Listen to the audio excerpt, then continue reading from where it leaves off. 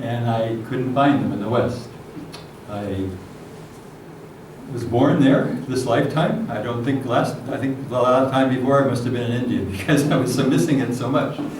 I was born in California and went through the education system there. When you're a child, you kind of take things as, well, this is the way it is, but all the way through I kept feeling something was missing. Something's not here. I didn't have the vocabulary to be able to answer that question. I went to some of the best colleges in the United States. I ended up at UC Berkeley, and it's world-renowned as an education center. But I went through it, I felt empty. I just felt like, why am I here? What's going on? Something's missing. Till the very last term, before I received my bachelor's degree, I took a class. This was called Oriental Literature and Translation.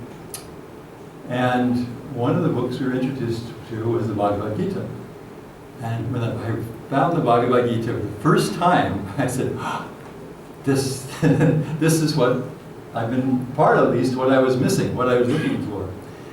So I was deeply touched by it. And about a year later, I decided I wasn't going to find the answer in the United States, so I started traveling. And in September of 1969, I came to New Delhi.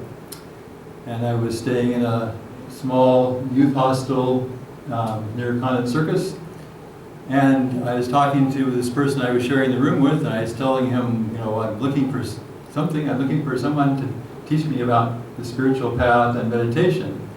And he said, oh, I said, well, you should look at this book I found. It's a very good book. I said, he was from the United States too, and he said, it was so good I almost stayed in the United States. So I said, okay, so what's the book? He says, well, it's called Autobiography of a Yogi.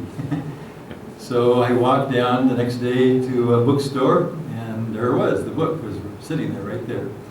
And I started reading it, and I was so excited. It was a vibrational connection, as many of you had, I'm sure, with the book, because all the miracles were so far beyond me, I couldn't even think about them. I just said, okay, well, let's wait on that. But the vibration was so strong. So I was reading the book that's all I was doing, was just reading the book. So about chapter by chapter, in the middle of the book, I had decided I'm going to find where this man has his ashram and stay there the rest of my life. And so then I got to chapter 30, and it said, I go to America. Oh. And then I found out he not only went to America, he went to California. So then I got on the plane, I went back to California, and by a series of circumstances, I very shortly found out I was visiting my hometown where my mother lived, and the newspaper, there was an article that said there was a new community, they called it a commune, starting up in Nevada City, which is about 70 miles from where I was born, and based on Eastern teachings. I don't think it made it very clear. So I said, okay, I got to go visit this place. So I went up, and there was this place called Ananda that was starting, and I saw a picture of Yogananda there, and I thought, oh, this is very interesting. So anyway, Divine Mother had a lot of fun with me, and she made me travel all the way around the world so I could find the place that was 70 miles from where I was born. So that was, by the time I got there, that was the summer of 1970. And the community was just starting. The Swami had started the retreat. He had bought the land for the retreat in 1967, as most of you know. And I think the first people, maybe the winter of 68 or 69, a couple of people stayed. But then they bought the community in 1969, I think it was. So I arrived and I looked and I thought, oh, this is a very interesting place. And but I wanted, inside, I had this feeling that there was something more that was missing. So I needed to bring something to this place. I needed to bring something to share, and I didn't have any skills at that point. So I took the next 2 years and I went and got a teaching degree, and ended up getting a master's in education by accident. I won't tell that story, but it was a master's degree. It wasn't my degree. And so in the summer of 1972, I moved up to the village. I've been visiting off and on for those 2 years, and people knew that I was studying to be a teacher, and they were kind of waiting. They were waiting because the community was growing, the children were getting out of hand, there was no structure for them, and they were just waiting for a teacher. So I arrived on Friday, and then on Saturday, this group of people came to visit me, and they asked if I would start the school on Monday. So I had a whole weekend to rest. And I'll just tell a little bit about that stage. It was so incredibly simple. What has become Ananda Village was at that point had been an old ranch and farm. And mainly what the man raised was chickens. And so there were lots of chicken coops scattered around it. And most of them were old and uncared for. But as people moved there, were desperate for some place to live, so people had been remodeling different things. And so I said, well, I'm happy to work with the children, but where should we do it? And they said, well, there's this one chicken coop left. You can do whatever you want to with it. So it was a very, very simple beginning. So I helped clean out the chicken coop, and the children, there were 6 children. 6 children arrived, and we started experimenting. What kind of school would this be? And I went to Swamiji, and he said, well, you have to learn to look inside for answers. And I said, well, I could go and I could study with Rudolf Steiner people, or Maria Montessori people, or maybe I could go to Ranchi and see. He said, there's nothing to learn in Ranchi. He says, learn to go inside. So that was it, and he did show me, he said, but you can use my library, you can use any of the materials here. So one of the things that he had was all of the magazines that had been published by Master in the early years. And so I would go over there and sit in his library, and I would go through these, and I found 2 articles in there. One was called The Psychological Chart. It was something that Master had developed at Ranchi. And then the other was an article that was called The Balanced Life. And it's been published since then in a shortened form. It's in a book, Man's Eternal Quest, but they left out the last part, which was a curriculum. It was basically a curriculum for balanced souls, I think was the name Master put on it. And that was in the original article. So I was able to use those to start to get an idea about education and how it could unfold.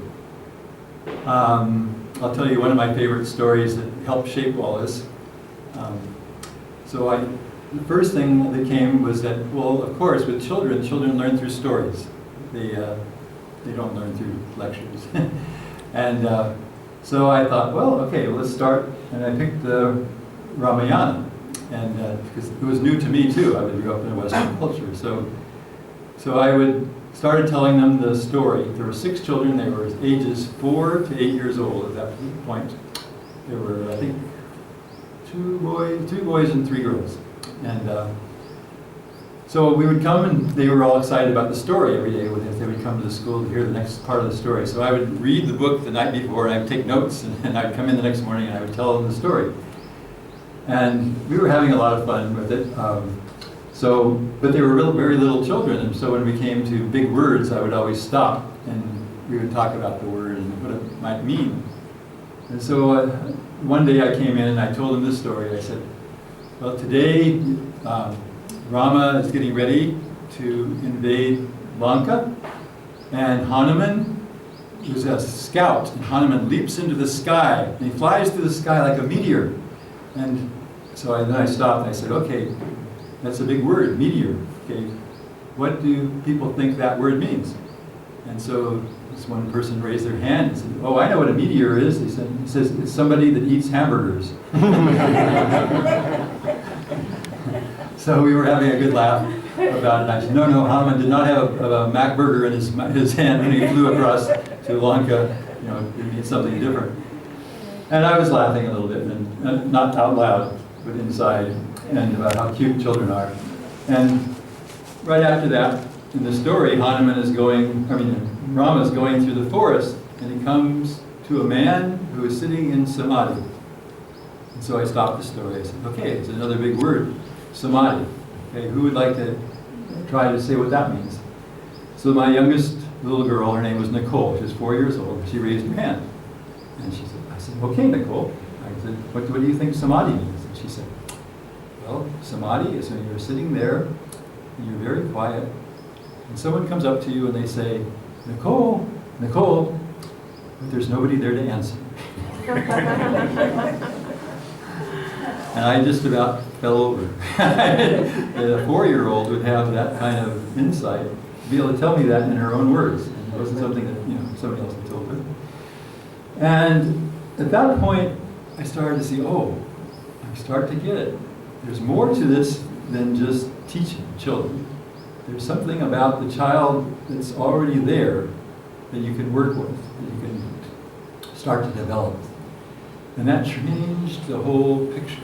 Changed the whole picture of what my idea about education and what I was starting to understand from working with Swamiji and Master's writings. So I'm going to go into that in a little bit. About what I wanted to give you a little introduction about how this all got started. I was asked to do, maybe I could do a couple of Swami's songs, and so maybe we can do that right now, and then we'll kind of change gears. So we could move this